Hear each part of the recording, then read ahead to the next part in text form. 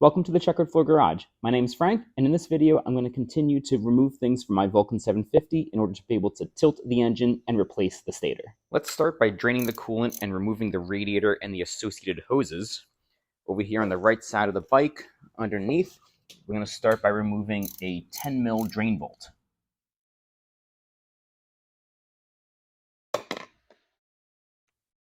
Very little coolant's going to come out at first, but that's because we still have this cap on. Push down and turn counterclockwise. As I struggle to get this cap up, it's relieving the internal pressure and some coolant's coming out. And continue turning this while pushing down, and then it comes right out.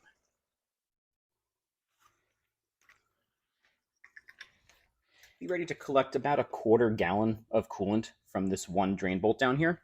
And then also use this opportunity to inspect your radiator cap here. Mine seems to be in good condition. I'm just going to put it back when all is said and done. Next, remove this 12 mil bolt here at the bottom of the radiator.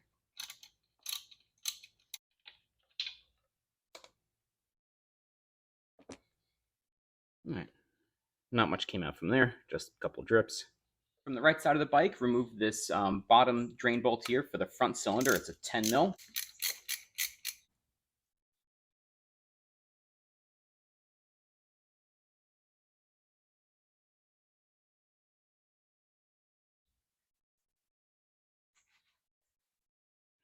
And here's the location for the rear cylinder.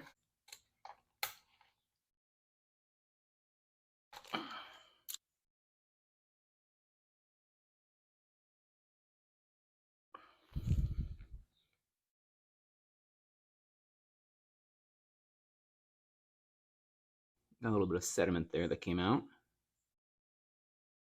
All three metal drain bolts are the same, one for each cylinder, front and back, and then there's one on the bottom. You can put them back in any order. Next, remove this coolant reservoir tank with, you guessed it, another 10 mil bolt. Once you get the bolt out, just lift the tank up, and it comes right out of this little rubber grommet holder piece here. Next, make sure the cap is closed. With this top vent port, just make sure that nothing comes out. I'm going to hold this upside down. That way I can take off this tubing here.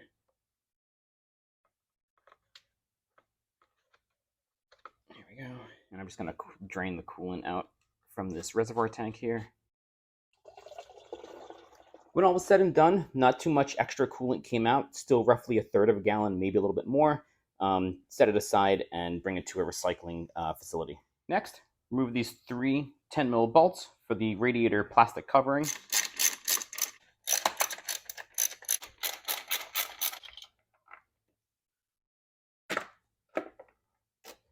Make sure that you grab these aluminum spacer pieces too, along with the bolt.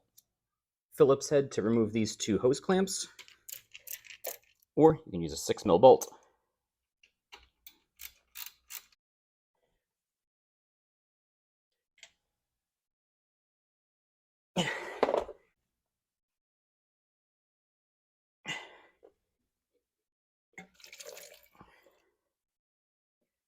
Mine was really stuck on there, so what helped is you get a pry bar and just kind of get all the way around and try to unstick the rubber from the metal, and then once it gets unstick, it just pulls right out. A little bit of extra coolant came out. These are the plastic pry bars that I use. They got different, patterns and sizes, and they've worked out really good working on my motorcycle. Same approach for the top. I just twisted it, and then once I broke that loose, it came right out like that. Here's probably the source of some of that sediment that I saw. On the top of the radiator here, there's these two 10 mil bolts. Go ahead and loosen these, move them.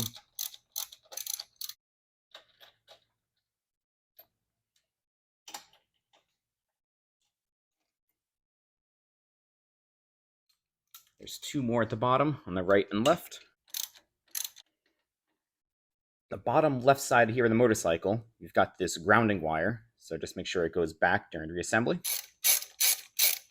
Each bolt also has this washer piece, so make sure to keep that. This upper radiator hose here attached to the thermostat. I'm just going to remove this, that way I can peel apart the radiator. This one is actually not stock nut. Not bad at all. Just gonna hold the radiator here so it doesn't fall out. Okay. I should have done this prior, but unclip the electrical connection here for the fan. There we go. In there. Lastly, this connector down here in the corner. I'm just able to pull it straight out. No tools needed. Everything's in pretty good condition considering this is OEM from 2004. Let's go. Just want to show a close-up here of my radiator. Fins are in pretty good condition. A little bit dirty. I'll probably give this a cleaning before I reinstall. But overall, really good. I've definitely got some kind of small coolant leak here. So I'm going to be removing this hose and I'll replace it. So yet another 6mm bolt.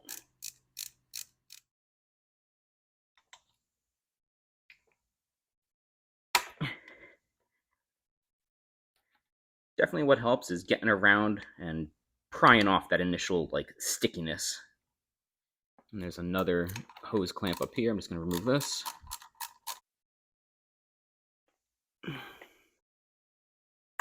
There we go, a good twist. It removes 21 years of stuck. There we go. This right here is the remnants of a coolant leak, so I'm also going to remove this tubing and replace it. Come on. The other hose clamp is right here. I'm going to use this 6mm wrench to loosen this up and remove the hose.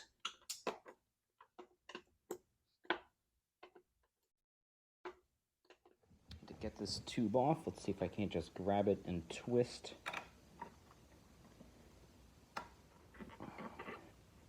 I'm going to start here on the left side of the bike and just remove this intake boot. There we go. And to further facilitate easier removal of this surge tank here, this air intake box, I'm going to remove this little S-shaped boot here. Keep in mind, after this rebuild is done, I'm also going to go and do the ear shave mod. So this boot and the air intake box and all this stuff, it's not going back on my bike. Instead, I'm going to put pod filters right on here. On the right side of the motorcycle again, I'm going to do the same thing for this right side carb boot.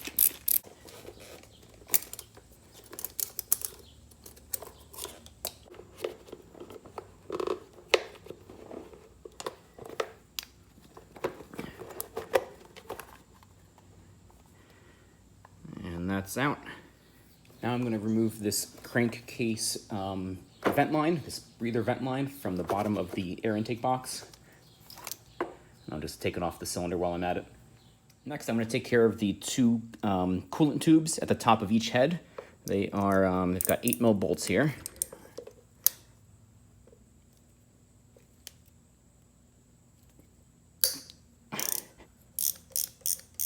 With that bolt gone, this should just be able to pull straight up. Here we go. It's got a little O-ring in there.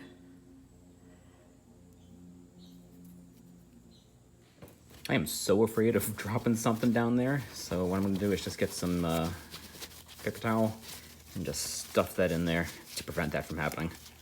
You know what? Scratch that. I'm afraid of getting paper towel stuck in there, so I'm just going to get some tape, close that off. There we go.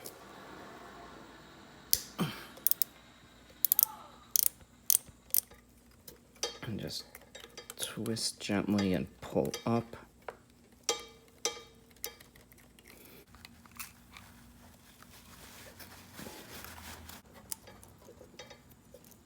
There we go. Just gonna clean off the sediment here and check the O-ring. Pretty good. Pretty good for 21 years.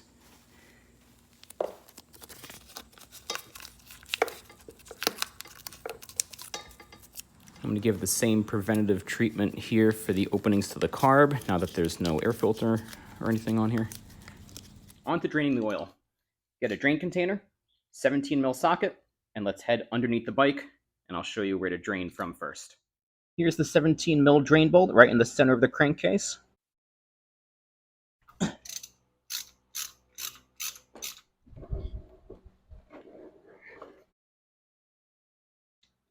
we go.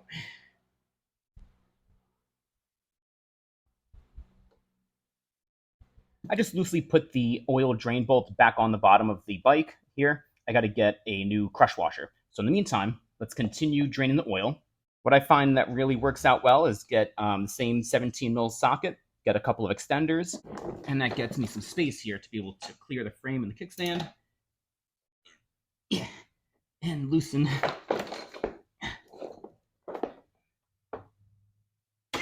Oh wow, that was on tight. Loosen the side drain bolt here. This is where your screen is going to be.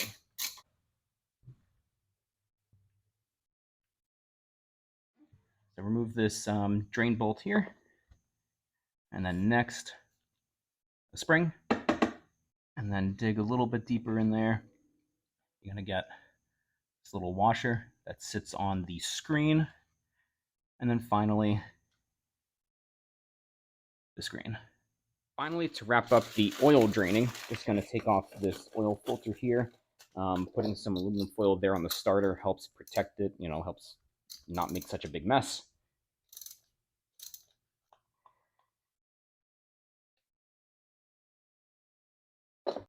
Next, this right side rear shock with a 17 mil wrench.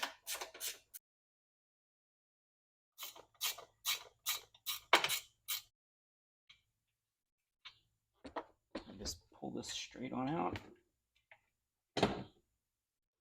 And next, let's remove this circlip here, and then the corresponding 14 mil bolt. There we go. This bolt comes out from the back, and then that drops down. There's this 14 mil bolt back here for the rear brake adjustment.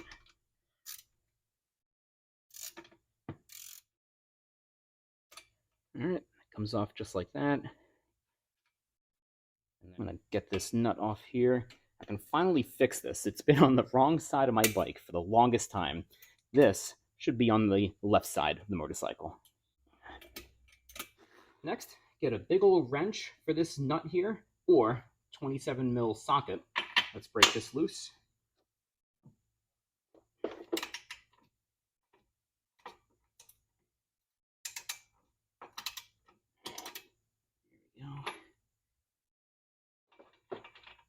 Off comes the nut and the washer. I'm going to tap this axle bolt out.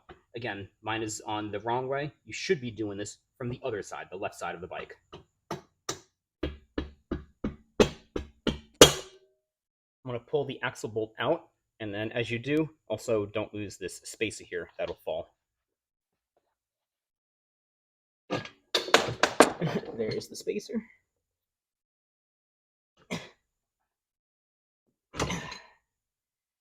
There's the bolt. I've got some aluminum anti-seize, just a little bit on it, so it came out nice and smooth pretty much. All right, grab the spacer, I'm going to put that on, the washer, and the nut. Just going to keep that right there. Make sure that this adjustment lever and this torque rod here are just out of the way. How do I want to do this? Down? Yeah. Put this down, put this up and out of the way, and then I'm going to go to the left side of the bike and tap off this tire.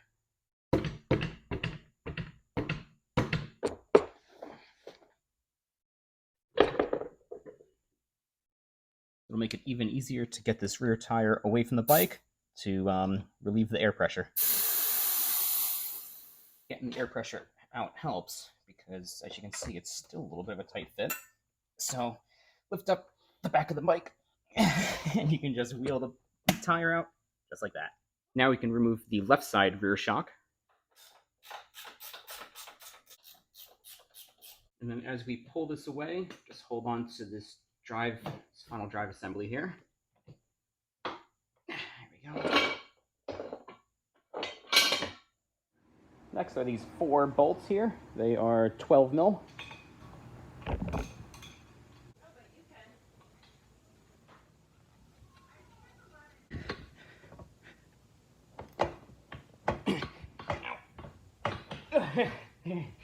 There we go.